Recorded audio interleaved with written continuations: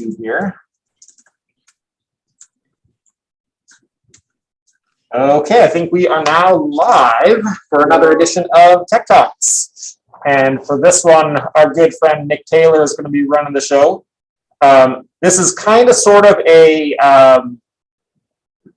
by popular demand, rerun of the session that Nick did during Campus Development Day, where he talked about some of the new features in the Canvas Assignments tool. That was a very popular, very well-received session.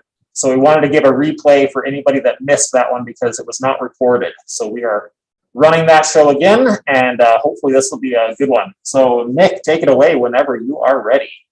Yeah, thanks, Caleb. Appreciate the introduction. So just to recap, this is another round of talking through these updates.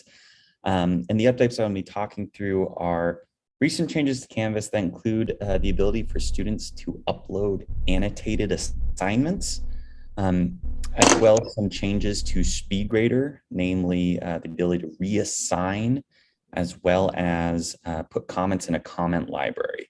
So these are pretty new changes, and I would say they're probably about 85 to 90% fully fleshed out. I think there's little bits and pieces that I think can be improved on, and we'll touch on a couple of those as we go. But I think it isn't just a novelty, so I'll put it like that. So let's do this. I'm going to start with an assignment that I've created to kind of show what we're working with.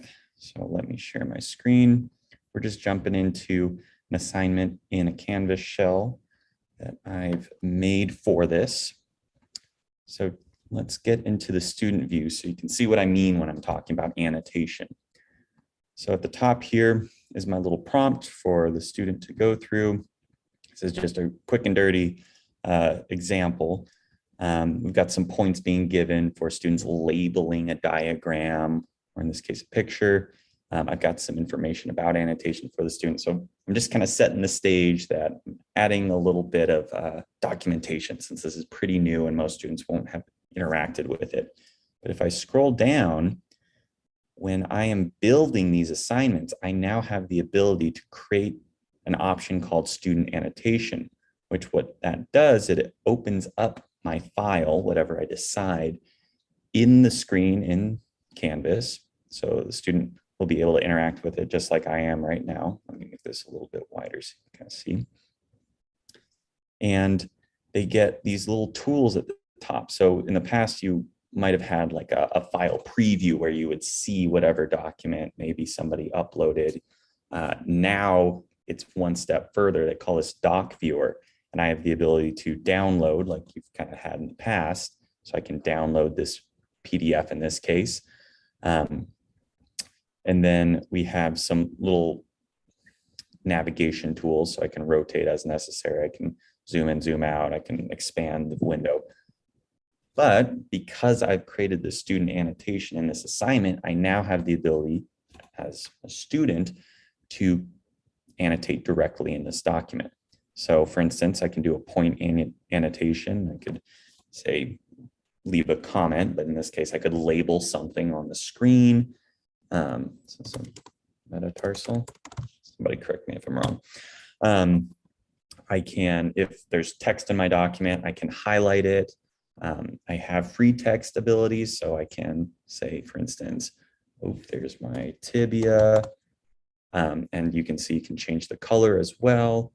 So you have the ability, these kind of like editing tools, to be able to interact directly onto an image, a document. The variety of files that you can put into these student annotation assignments is actually pretty wide. Think all of the Microsoft Suite kind of files, your Excel spreadsheets, your Word docs, PowerPoints. You can do things like this where you've got a PDF or just an image, so PNG, a JPEG. It's pretty varied. So what I would recommend is you test it out before you make it live to the students.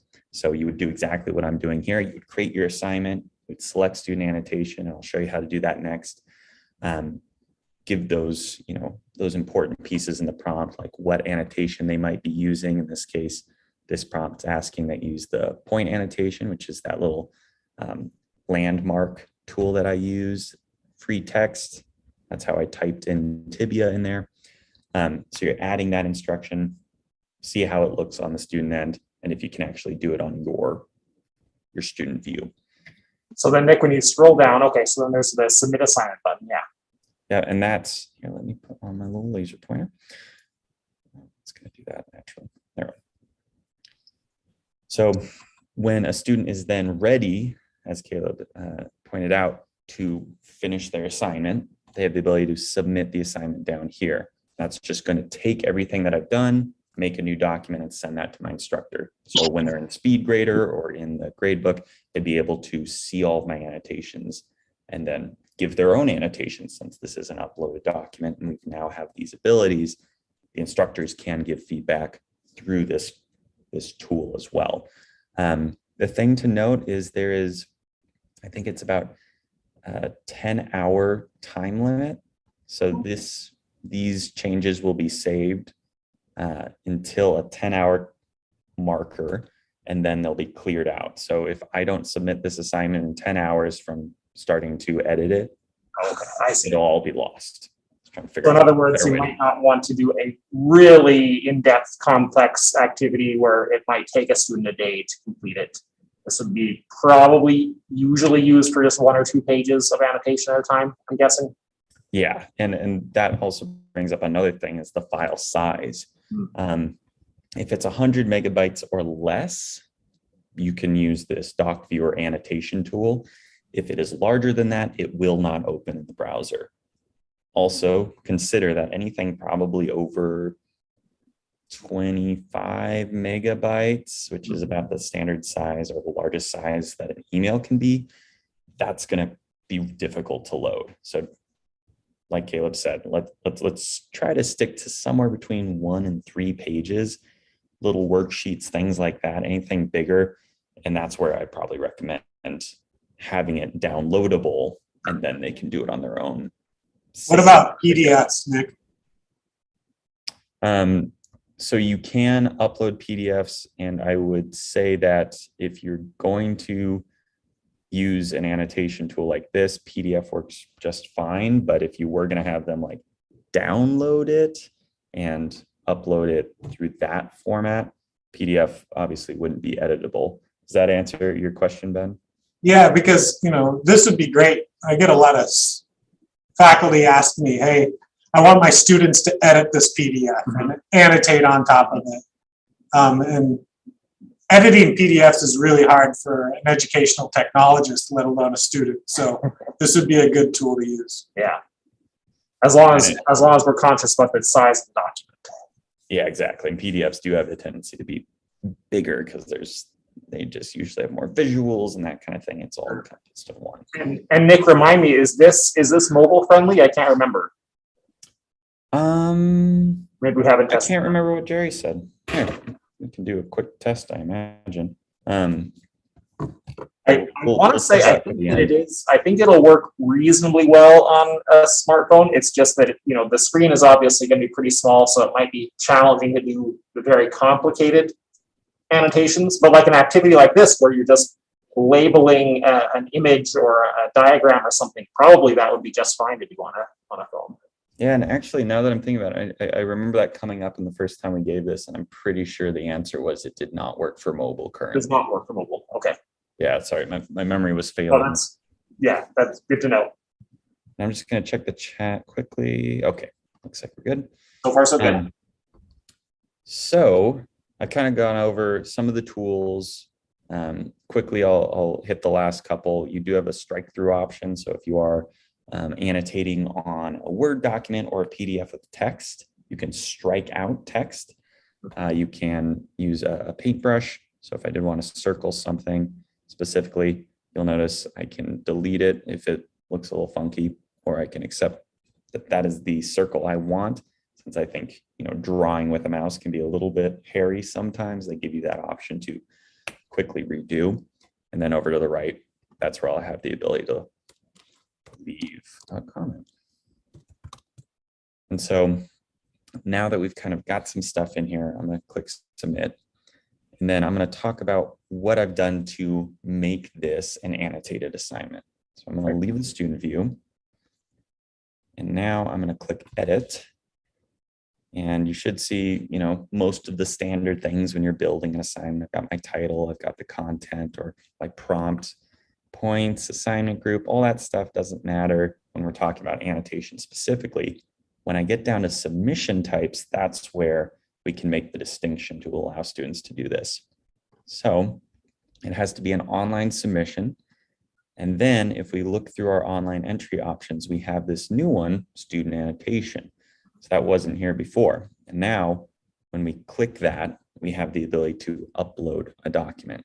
So in this case, what it looks like is you can go through any files that you have currently in the course. You can upload a file directly from your computer. In this case, since I've got this knowledge check already in here, I would just pull it in. I'm also letting students do their own file uploads. So since my prompt is kind of loose, if they've got an annotation tool, I like to give that flexibility as well. So if somebody's got like an iPad and stylus, they might find it a little bit clunky to try to use their mouse. So having that option, and the way I've explained it is, if you've got your own program or tool for annotating, you can do what you want with it. So I like that little bit of flexibility, especially since with an annotation, it already gives you by default, or as the student by default, the ability to download it. So not having that file uploads feels like I might be missing out on some students in their preferred workflow. Makes sense. Okay. So that's just a personal preference. So with that checked and an assignment uploaded, I'm good to go. It's as simple as that. I don't have to do any other settings, and it'll all essentially just work as long as I test it out and make sure that my document essentially meets the criteria. But like I said, any Microsoft Suite documents are good to go. If you do have like a Google Drive document that you're like, I want them to annotate this, you're going to need to export that and then upload it from your computer, just because you need it in those file formats that Canvas plays nice with. Sure. So with this all good to go, I'll click save. And then when you're looking at the assignment, you won't see the results of the work you just did. You'll have to go to the student view to confirm that that student annotation is there. Oh, and because I already submitted, it's not going to show, but for an example, let's jump into this demo one. And you can see, there we go. That's how we would confirm, is just making sure that the student would have the option and all of that available. And then they'd be able to click in and do all those things that they think are necessary to meet the prompt. Great. Yeah, I think this is a super cool tool, and I can imagine applications of it for all kinds of different subject matters. English or writing comp could use this, where you're having students correct a document or diagram a sentence or something like that. Your example from anatomy and physiology is a great one. I could imagine somebody in programming or accounting having students annotate a piece of code or a spreadsheet formula or something like that. So many possibilities with this tool. I'm curious if anybody in our session, either in Zoom or on YouTube, if you've been struck by any inspiration in your own class content that you might want to use annotation for, why don't you throw it out there?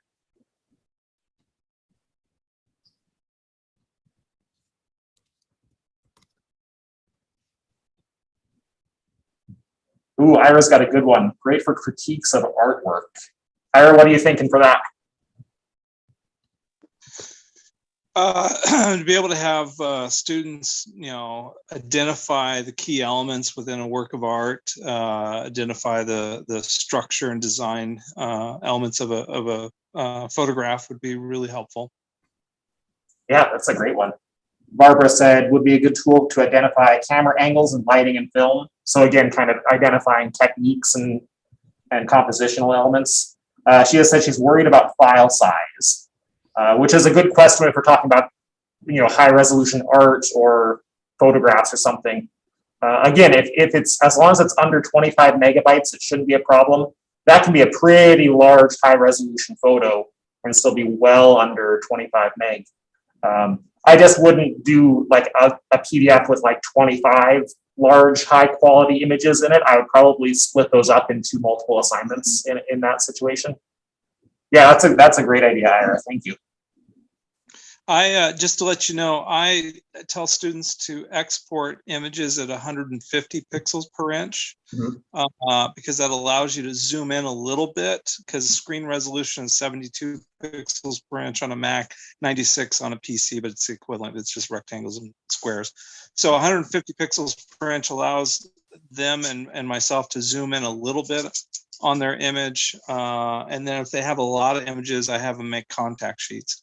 And they can either do that in a program like Adobe Bridge or Lightroom, or they can build it manually in PowerPoint and just lay multiple images on a single slide and then export that slide as a PDF, which makes it a smaller size than if they were to upload the PowerPoint that has the full original image file stored in that PowerPoint. Yeah, that's a great idea. Actually, I think that might be a good segue. Oh, what were you going to say, Caleb? I was going to say, yeah, let's segue. Yeah. So I imagine, Ira, since you've got a lot of students uploading images and things like that, you might be able to use this next, I'll call it, side of annotation, in that you can grade using annotation and provide feedback using this same tool. So I imagine if there's a lot of images in your course, or even if you just prefer something a little bit more dynamic than that little comment button that's been living in SpeedGrader for all this time, you can use this to add. So I'm going to leave student view to kind of show you what I mean. I'm not going to save that. So I'm going to jump into that previous assignment we had. Let's use, yeah. So I'm just jumping into SpeedGrader from the assignment. See, I've got one submission I need to grade. But since that's a PDF, it's one of our file types that Doc Viewer works well with, plays nice with. I have the same tools that the students do. I can download, I can do point annotation, I can highlight text if they essentially uploaded a Word doc. I can put text in, I can strike out, draw, do an area annotation. I've got the same exact tools. I can't essentially delete or move what the students have done, but I can reply directly to them if they've got questions. I can say, hey, nice work. I can add feedback in here directly on the different annotations they've done. I can select them and kind of determine what works, what doesn't. Maybe they wrote, maybe they wrote tibia right here.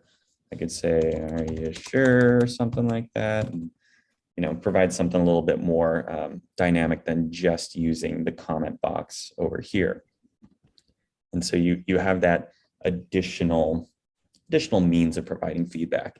I can see this might be a little bit more helpful for those that have images that they're requiring people to upload, things like that, where, yeah, it's kind of difficult to pinpoint exactly where you're trying to give feedback. Oh, in the lower left-hand corner, I saw blank. That could be a little bit funky. So you could use the area annotation or point annotation, directly hone in on it. Great. I had a comment out of YouTube land. David said he has an assignment in weather and climate that this would be perfect for. It's always been a pain having them submit annotated screenshots, and this will really streamline that process. Oh, so nice. Yeah, something with weather patterns, labeling, and diagramming. That's great. All right. Well, what's next? What's the other new assignment features we have to talk about? Yeah, so I think we've covered kind of annotation, but feel free to keep giving any questions or comments as we go.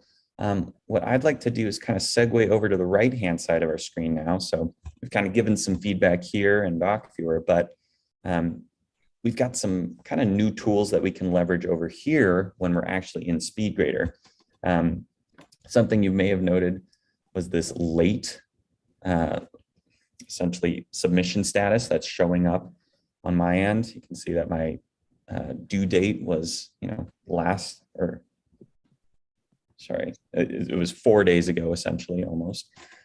So Canvas is now kind of putting these statuses up there for you. You can change them if you want to. If essentially somebody turns something in that has a little bit more of an open deadline or something like that, you can change that or excuse it if it was turned in class and it's still showing late in Canvas.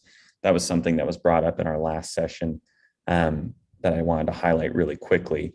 And this was kind of a good example. That excused option, if you post that a student is excused from this assignment, it takes it out of their grade book calculations entirely, right? Yep. And So if you'll it's an see an EX instead of the grade. So if it's an assignment that, if you want to just excuse a student because they have an accommodation need, or maybe it's an assignment that is optional, or they get to choose between two different assignments and they only need to submit one, then this will just remove the other one from their grade calculation. And I think that can prevent a lot of confusion in kind of flexible assignment situations like that. And now I'm remembering that somebody had an example where they had an assignment that could be either turned in online or on ground, and they were showing up late online and they just changed it to none and then gave them the correct grade when they were doing the grading. I think that was the example, but Excellent. yeah, so there's a lot of options there now.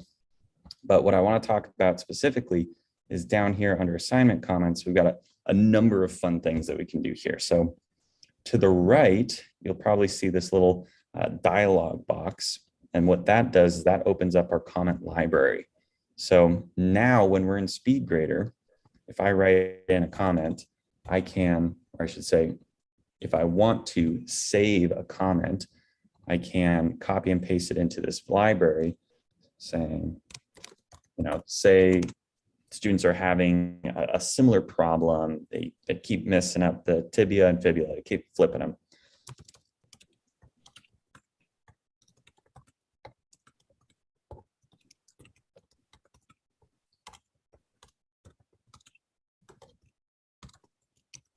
So maybe I would be giving that kind of feedback pretty consistently. So I could add that to the library, and you would have to add this before, or you could copy and paste it after you kind of made your comment. But I've got it in here now.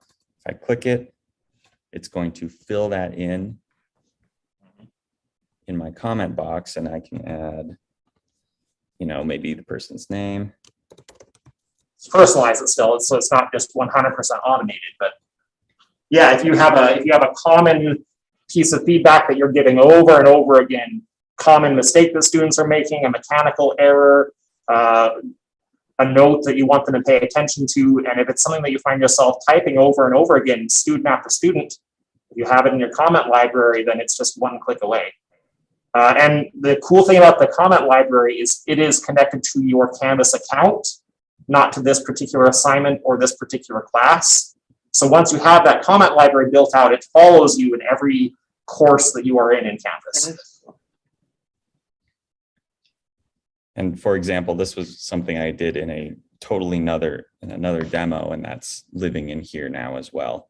The thing to note though is, if I remember correctly, if I put one comment in and I try to stack it, it's just going to copy over.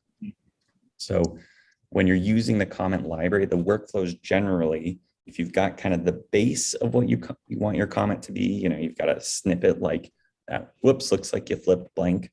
You would do that first, and then you would add the personalization, before and after. You of course can do multiple comments as well to kind of streamline that process. But that's just something to consider, is if you type out all this really great feedback and then you go to the comment library to throw in your, commonly missed things, or maybe you've got your signature that you want to put in there, that would all erase it. So I suspect that this is a tool that's going to get refined over time. It would be nice if you could kind of string together multiple things from your comment library in one. And currently you can't, but I suspect that that's a feature that Canvas will enable eventually. Yeah, I would love it if you could tag it to a specific class too. If you're, you can, when you click comments, you can select your English 101 categories, tags. Yeah. So it's this tool's a little bit kind of simple right now, but I suspect it's going to get refined and added to over time. But even already, I think it's a really helpful tool if you're constantly giving the same kind of feedback over and over again. This will streamline your workflow a lot. Yeah, and just to reiterate, you won't be able to search through this list. It's just going to be a scrolling list, which will make it a little bit difficult to essentially navigate later on. The more you've got in there, hundreds of comments, yeah. But something that I guess they've thrown in there to maybe attempt at improving its usability is this show suggestions when typing. So if I come back, so this can be toggled on or off, but if I come back here, let's do this. I got Zoom windows all over the place. I'm gonna close this out real quickly. So if I type well and let it load, it'll show me, oh, this is a comment that starts with well. Let's say if I got that whoops, probably find whoops, looks like you flip, and I can just insert it from there. So that's one way, but you do have to kind of remember exactly which one you want to use. But that can be helpful if, say, you forget that you saved something, you start typing it out, it looks like you're typing something you've already written, then it'll kind of take over. That's a little bit of the benefit there. And it should be noted that it's only text that you can put in this comment library. If you like to give video feedback, or you prefer to kind of upload maybe rubrics, or I guess you wouldn't need to with Canvas now, but if you've got other formats for providing feedback, you would still need to add those to the comment directly. Great. Check the chat. Oh, how do students access the faculty annotations? It's a great question. So let me just submit this. So now we've got some good feedback in here. When I'm looking at the annotations on my end, I can see which ones I've done because they've got my name next to them. And now if I go back to the student end, windows upon windows.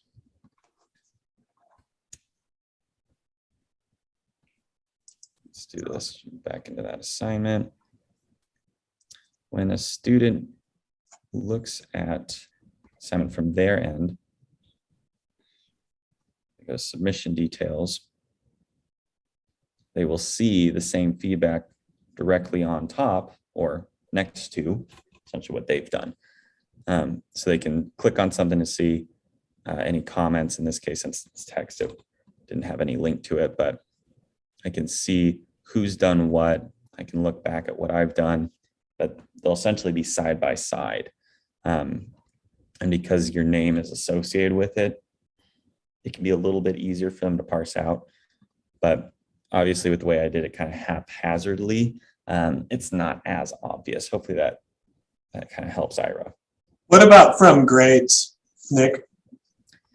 I think when we jump into grades, the student will see that they've got assignment feedback associated with it, but they won't see the actual annotation. They would have to click back to the assignment itself. Yeah. So like Ira said, this could be a challenge to get students to look at those annotations. So if you are making heavy use of those, you probably need to get in the habit of including that in your feedback comment box. I've left annotations, make sure to go back to the assignment and look at your assignment submission. And that could be something you have in your comment library for that matter, if you're doing that on a consistent basis. Sure, great idea. I'm just going to double check that we've got the chat up to date. Great questions and great comments. So thank you all. Is there any other ways that anybody sees this potentially being used? I know we've talked about a lot of image-based stuff. I know Caleb already talked about, maybe annotating a document, maybe I don't like to use the word poor, but maybe this will work better for visualization, like a poor example of an assignment. Then they would work through and kind of edit, strike through things, and maybe there's that potential there. Anything else getting jogged by anybody?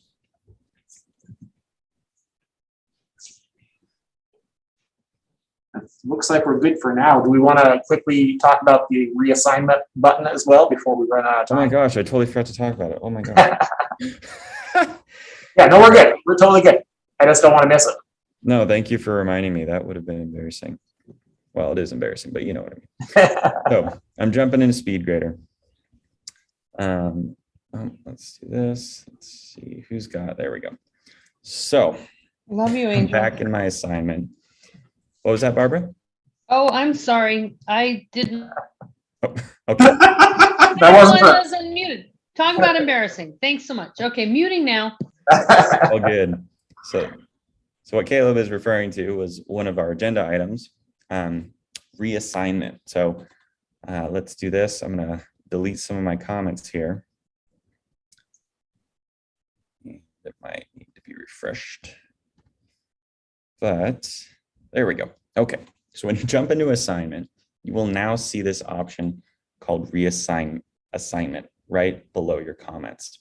And it will tell you what you need to do to essentially allow you to do so. So in this case, I need to give student feedback. So the requirement with this is if I give any sort of feedback, I'll have the ability to reassign, which means I get to add this assignment back onto a student's to-do list. So this is essentially a way of, one, getting it back into their view, but also getting your feedback essentially looked at because it's back on that, back on their to-do list. It's up there right on the front screen or their homepage. They can jump into it. They'll see that feedback and then they can actually respond and do something with it. The important thing to note, so is one, you have to give some sort of feedback. And two, the assignment has to have unlimited, I think it's unlimited tries or attempts. Submissions. Thank you, submissions. And I think the reason behind that is it's not going to be overriding any sort of submission requirements. It's specifically to allow you to kind of keep the assignment going. Yeah, so the reassign does not override the existing submission. It also doesn't override the due dates or end dates on the assignment. But what it does is it basically puts that assignment back in the student's to-do list, which we know anecdotally that many, probably most students pay attention to that to-do list on their right-hand sidebar in their Canvas course to make sure they aren't missing anything. If it's not on the to-do list, they're likely to not do it. But this brings it back on the to-do list. They get to see the feedback that you've given them, and then they have the opportunity to resubmit a revision. Which, when we're talking, another thing that we've been talking about a lot in the TLC and in the Kettle and with eLearning is this idea of ungrading. And one aspect of ungrading is giving students the opportunity to revise and resubmit work based on feedback that you've given them. And this is just a really easy, straightforward way to do that.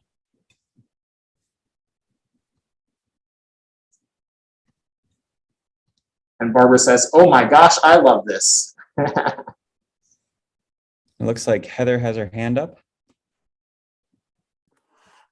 Yeah, I was just wondering if a student doesn't want to revise the assignment, do they have the ability to clear that out of their queue?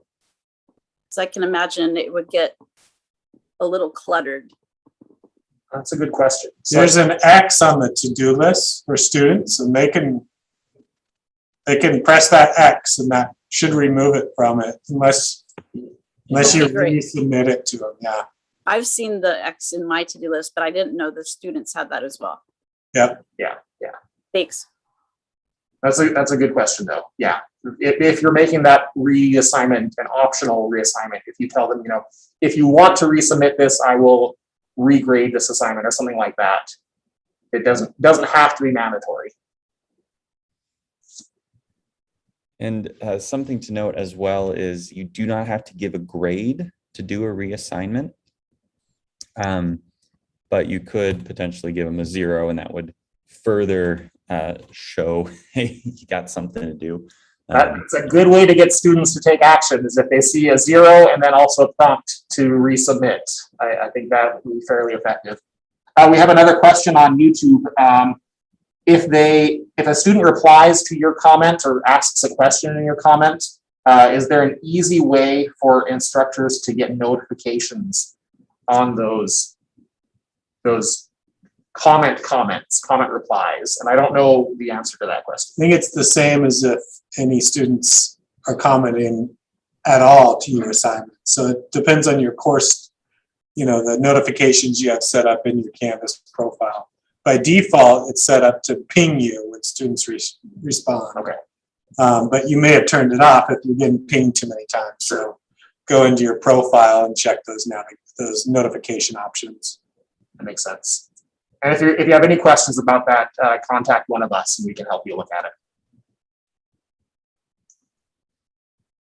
Well, technically we're past time, so if anybody needs to disappear, you won't hurt our feelings. But we also can hang out for a while and answer any other questions. If any of these things have sparked ideas or inspirations for you, we'd love to hear it.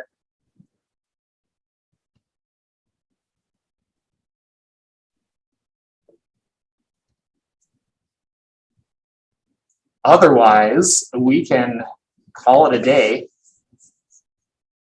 Nick, thanks for giving us a rundown of some of the new assignment tool features. I think these are all really great kind of quality of life improvements in Canvas, both for students and for faculty. Thanks, y'all. It was lovely. I'll be using these in my classes right away. Excellent. You'll awesome. Let us know how it goes for you. Will do. Thank you. Yeah, thank you all for attending, and let us know if you also just need help testing this, since there's a couple of different things that you need to consider. So yeah, absolutely. no All worries. right. What are we doing next Tech Talk?